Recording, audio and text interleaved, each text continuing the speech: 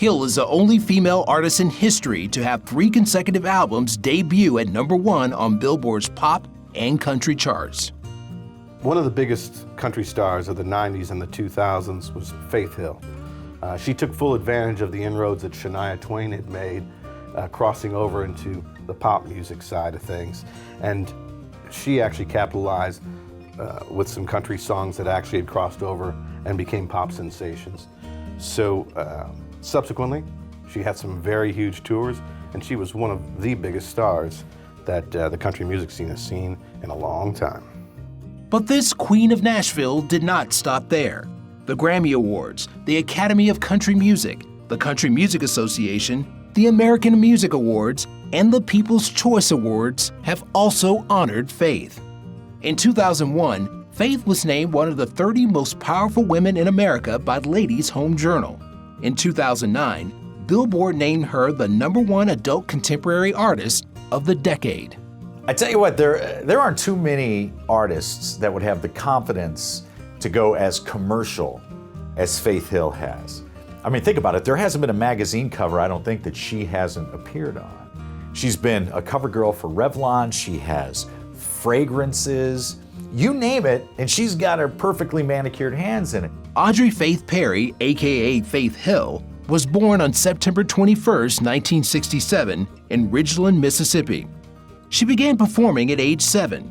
She had a defining moment at age 9 when she had the fortune of attending an Elvis Presley concert, which inspired her to become a performer.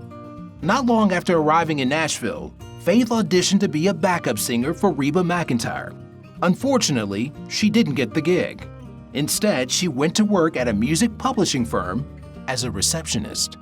Well, if you want to be great, you have to immerse yourself in the music and the culture of the city.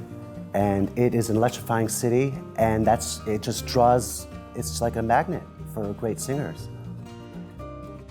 For anybody that's been to Nashville, Tennessee, there is nothing like walking down Broadway, 10 o'clock at night, past one bar after another, each bar filled with people, and on the stage, and the stages are usually right in the corner, right by the front door, there's always a band playing.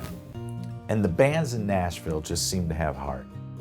They seem to have just a genuine love for the music they're playing, and a lot of the music they're playing is their own lyrics, their own music, their own works of art. And you feel that in Nashville.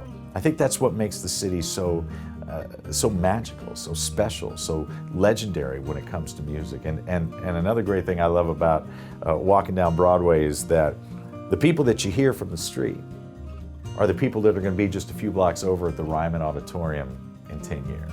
You know, that's just the way Nashville works. Nashville takes care of its own. Nashville makes dreams come true. It always has, it always will. It's the heart of country music. Eventually, Faith did land a job with her idol Reba McEntire, but it wasn't to sing. Instead, it was a gig packing fan club merchandise. No doubt about it. If you want to make it as a country singer, you have to go where all the action is, and that's Nashville. Music publishing executive Daniel Hill married 20-year-old Faith on July 23, 1988, after dating for more than a year. Even though she was married, Faith still dreamed of a career in country music. Well, Daniel Hill was a Nashville record executive, and I believe specifically he was in music publishing. Pretty clear that Danny felt Faith had her doubts. Marriage is difficult for any average couple, you know, but throw into the mix Faith's obviously climbing career and, you know, fill in the blank.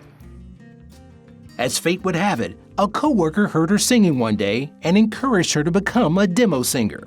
You've got to have singing lessons, you know, train your voice. You know, personally, I don't think it's all about having natural talent. You know, there are millions of people out there with natural talent that can sing, but you got to bring your own flavor to the mix. You know, a new sound, a new look. You know, you can't just copycat your favorite artists. You won't make it.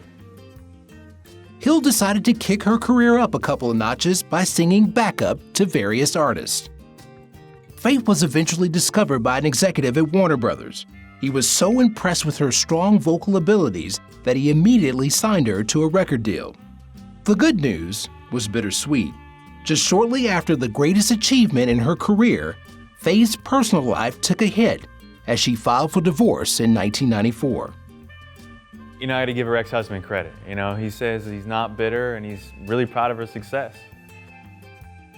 Faith rebounded from her divorce and her music career began to soar.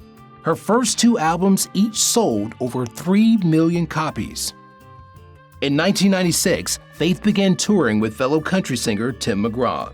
Although Faith was engaged to Scott Hendricks at the time, McGraw and Hill had an immediate attraction to one another and began a steamy love affair.